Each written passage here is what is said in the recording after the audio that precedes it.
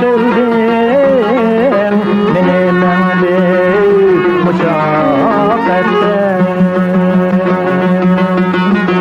Umuzni görmeden herkes düşen hatayılan buldum. İnsandım ona kıldım yaştın çar şefkatten.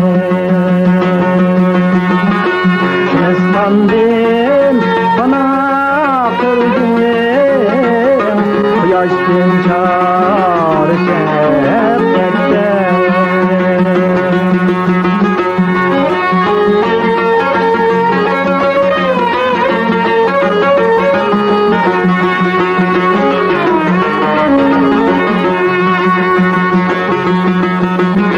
Hoşal kıldım dilimle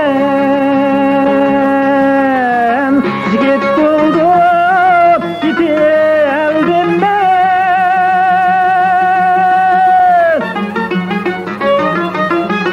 Uluk septe kıtıldım ben. Mihriban ana vatanga zor muhabbetten. Ruhsatte kıtıldım ben vatanga zor muhabbetten.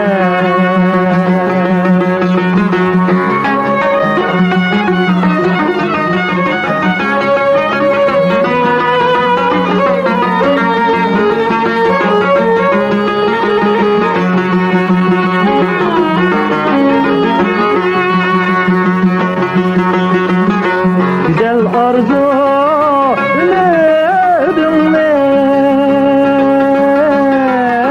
ada kılmak benim ehdim.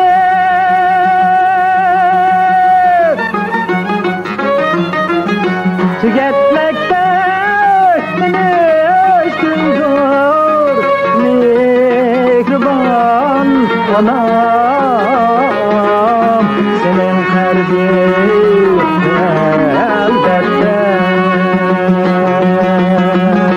Tüketmek pek müşküldür